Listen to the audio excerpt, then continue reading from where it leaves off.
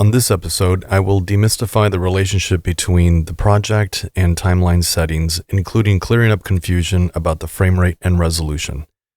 For some beginners, certain changes to the resolution appear to have no effect when changing resolution in either the project or timeline settings. Then, when it comes time to render, setting the desired resolution becomes a mystery and guesswork, and you get warnings like this.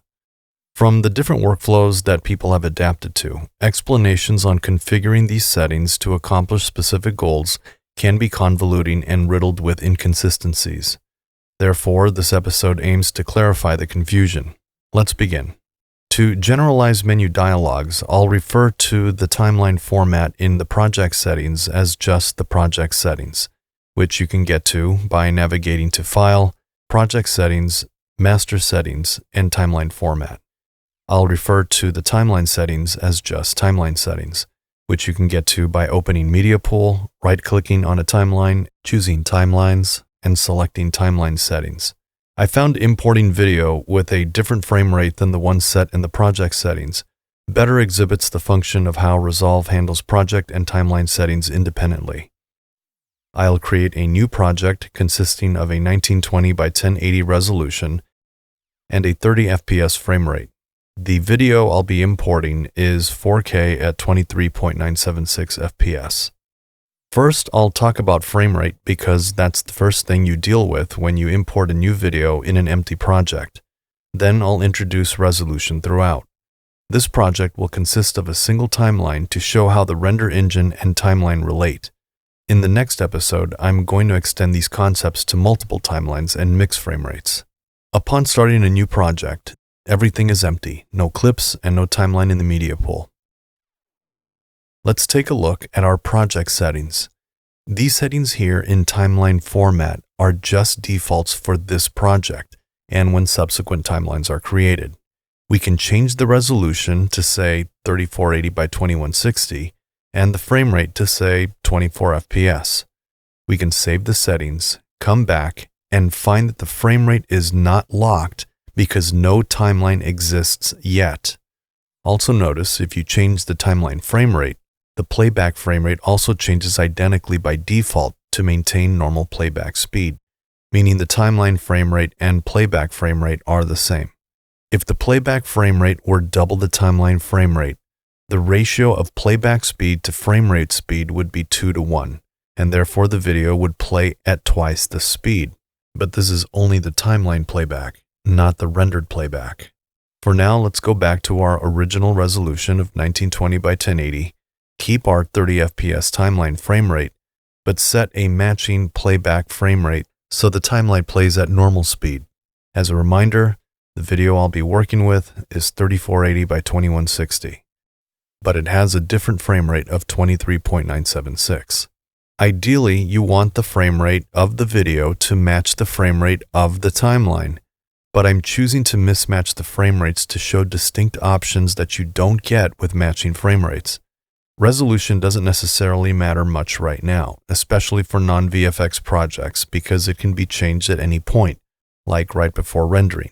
Besides, Resolve scales the resolution of the video you're importing to fit the viewer while editing, even if it was recorded at a higher resolution. Without getting off topic, the resolution you set is just the working timeline resolution. If your computer struggles to edit video, set it to a lower resolution, edit your video, then you can raise the resolution right before rendering. This is addressed in a future episode. One way Resolve creates its first timeline automatically is upon importing video onto the timeline editor on the edit page. There are several other ways to import video, but this way is a more immediate way to start editing. Upon importing video, Resolve may or may not prompt you with a question asking you to change the project frame rate. Transparently, Resolve is assuming a global change to this project.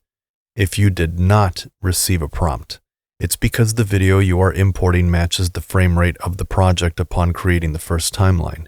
If you did receive this prompt, this is because there is a mismatch between the frame rate in the project settings and the frame rate of the video you're importing, again upon creating the first timeline. If you're interested in knowing your video attributes, there is a free program called Media Info for both PC and Mac that you can use to inspect the details of your videos. Media info is far more detailed than the details you get from the File tab in the Inspector window, which is also another way to get basic details like resolution, frame rate, and other container contents. Since our frame rates don't match, we get the prompt. This is why I made a project with a different frame rate than the video I was importing. If you choose Don't Change, Resolve will not change the project frame rate. It will create a new timeline labeled Timeline 1 in the project and interpret the video to play back at the specified project settings. If you inspect the project settings, you'll find the settings remain the same with the frame rate locked at the original 30 FPS frame rate. You can also inspect the timeline settings directly. Notice everything is grayed out. This is because the Use Project Settings box is checked by default, with the option to uncheck it. However, these settings inherit the same frame rate, resolution, and other settings as the project. I would suggest taking a mental note or writing the following down. When the Use Project Settings box is checked, changes to the resolution in the project settings reflect in the timeline settings. When it's not checked, then only the timeline settings control the resolution of the timeline.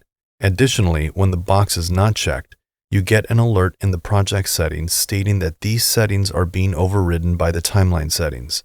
To prove this, with the box checked, I'll change the project settings resolution to 3480 by 2160, and you'll see that the timeline settings updates. When I uncheck it, you see the warning in the project settings, which refers you to use the timeline settings to make changes to the timeline resolution as well as other settings. Let's reset everything and start with a new project. Again, I'll drag and drop the video onto the timeline, and this time I'll select Change upon import. What you'll discover is that the project will inherit the frame rate of the imported video in the project settings as a global change and lock the frame rate. The resolution does not change. In fact, it won't change unless you change it. If you inspect the timeline created by default, its timeline settings are grayed out as usual, but it also inherits the imported video's frame rate and locks it. Notice the Use Project Settings box is checked by default, with the option to uncheck it. Therefore, because this box is checked, again, the timeline resolution as well as other settings here follow the project settings. Whether you chose to change or not change the frame rate of the project, the frame rate is locked on both the timeline and project settings. Also, because the Use Project Settings box is checked, the settings are grayed out, with the resolution and other settings following the project settings. I believe some of the confusion used to come when users unchecked the Use Project Settings box, but went into project settings thinking the changes would affect the timeline because there was no indicator in the project settings warning them that the project settings wasn't controlling the timeline settings. However, in the current build of Resolve, Blackmagic Design has this alert when you attempt to alter the project settings when the currently loaded timeline has the checkbox unchecked.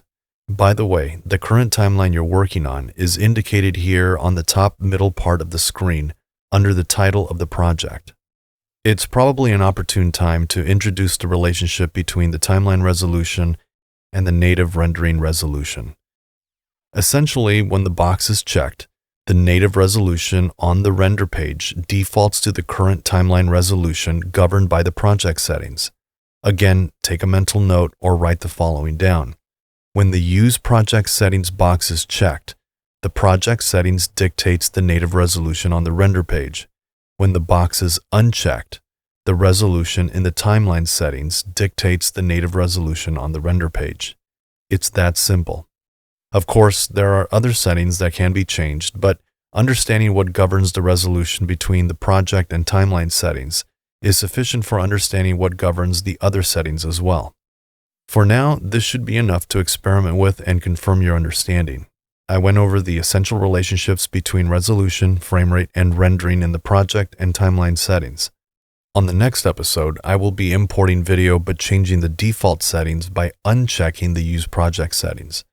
I will also talk more in depth about frame rates and mixed resolutions. So as always, thank you for watching, and until next time, go capture that once-in-a-lifetime moment.